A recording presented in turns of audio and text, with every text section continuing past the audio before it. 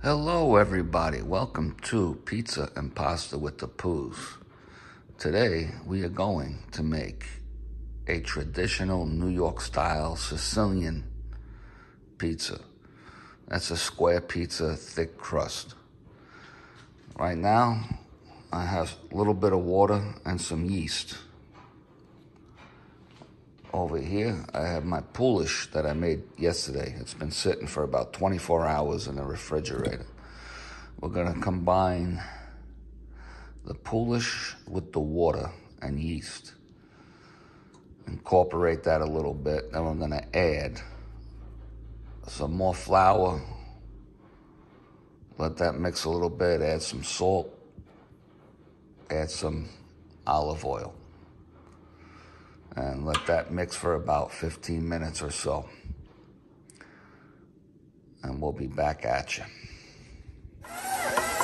So, I know it's a little bit loud, but here's the dough mixing. This is what it looks like once you put all the ingredients in. Now we're going to let it mix for at least 10, maybe 15 minutes. Right now, I have the KitchenAid, and we're on speed number 3. You don't want to go too much higher than that. You'll burn out your KitchenAid. Okay, so after 15 minutes of mixing on a low speed, speeds 2 to 3 on the KitchenAid, and I have a bowl lift KitchenAid, and it's got the nice dough hook. Unlike the Artisan series, the Tilt Head series, their dough hook is really not a hook. It's like a C-hook. And that's not the best thing for dough. It rides up a lot on the thing here, and it doesn't knead extremely well. This one, however, is the 6-quart with the spiral dough hook. It kneads very well. Anyway, so this is about 15 minutes. This is what the dough looks like. What I'm gonna do is I'm gonna take it out of the bowl, put it on my counter, and knead it a little bit by hand to see what it feels like, to make sure, you know, that it's up to par. You know what I'm saying? Anyway, that's what we're gonna do next. Okay, this is the dough. After just a few seconds, actually, of kneading it by hand and making it into a ball. It is extremely smooth. It's a beautiful dough. So what I'm gonna do is I'm gonna throw a little olive oil in the bowl, and on top of the dough here, put it in the bowl, saran wrap it, and let it sit for maybe an hour or 2. We're just gonna let it rise, actually, so probably about 2 hours. I'm gonna throw it in the fridge and take it out when I need it. Okay, so what I like to do, here we have the dough, right? We need to let it proof, to let it rise. You know, it's got the plastic wrap on it. I'm putting it in the oven because the oven, though turned off, will still have a constant temperature. The temperature won't change. If you let it rise on your counter, it's still gonna come out okay, usually no problem, because, you know, inside your house, the temperature does not fluctuate too much, but inside the oven, it won't fluctuate at all, and that's better for the dough. Also, when you're making pizza at home, you want to get yourself a good quality mozzarella. All right, I have a nice low moisture mozzarella. It's firm, right? It's not fresh mozzarella. You can use fresh mozzarella, don't get me wrong. But like I stated earlier, this is going to be a New York style Sicilian pizza.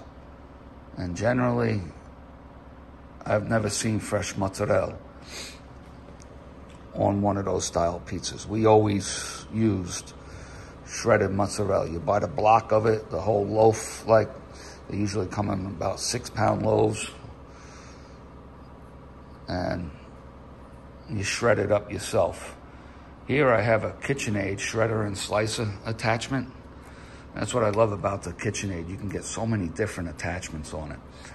And what we're gonna do is shred it ourselves. You don't wanna buy the pre-shredded mozzarella. It's not pure.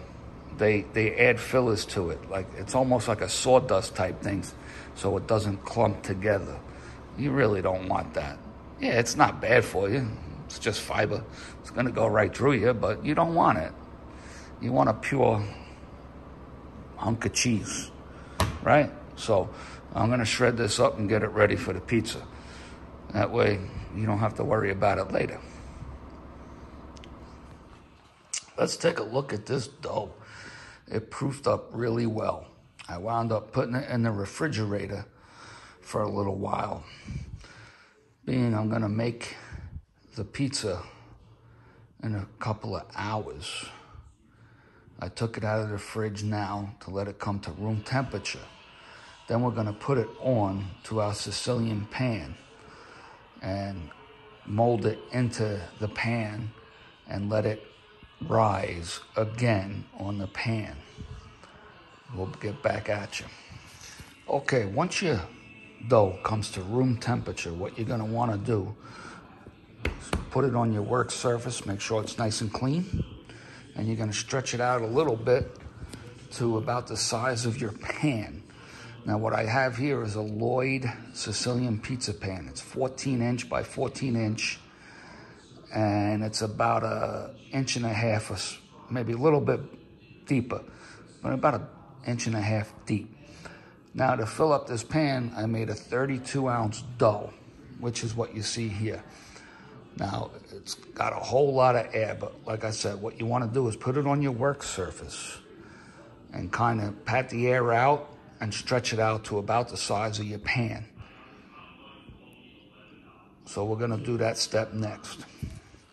Okay, now that I have it stretched out in a lightly oiled pan, I'm gonna put plastic wrap over it and let it rise a second time.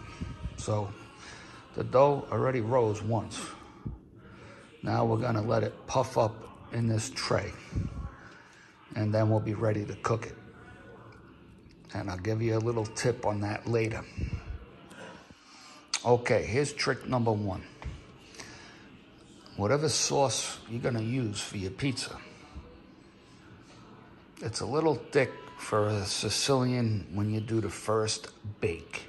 So what you wanna do is add some water and thin it out a bit. Mix it around, because you want kind of a watery consistency. Because on the first bake, you're gonna bake it once with this sauce on it. That way the dough doesn't really dry out too much. And then you're gonna bake it about halfway. Then you're gonna take it out of the oven, and that's when you're gonna put your regular sauce on, your cheese and whatever other toppings you wanna do, and bake it the rest of the way. Comes out much better that way, I believe. Okay, now that the dough has proofed again, we're gonna add on that watered down sauce and bake it until it starts turning a little golden brown on the edges. Okay, it's about to go in the oven. I had the oven preheating at 450 degrees. So we're gonna stick it on the top shelf, top rack, whatever. Now a little trick to keep it even moister. Take a little pot, put it underneath with some water in it. That's how you bake bread, everything like that. It keeps it better. So that's another little tip. Okay, I pre-baked it for close to 10 minutes at 450. As you see, I had a big air bubble there, which I did not want to happen, but sometimes it does. So I popped it when I saw it. What we're gonna do now is add our regular sauce and our cheeses. I like to put the sauce on, then put some Romano cheese, grated Romano cheese, sprinkle it in.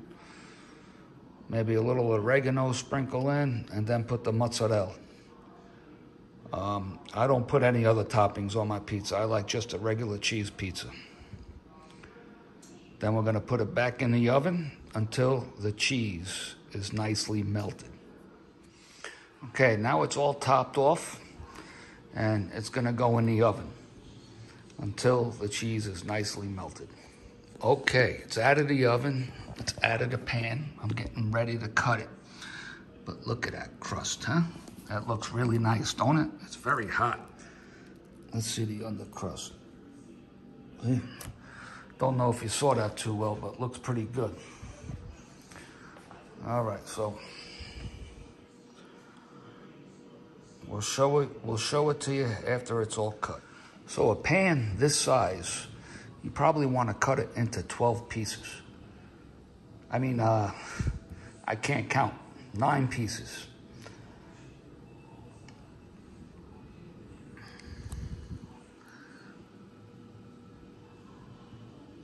Look how nice and airy that is.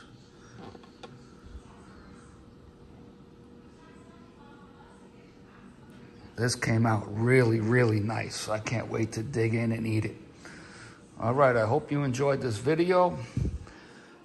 And if you want the full recipe, the amounts of all the ingredients and everything, leave me a comment and I will give them to you.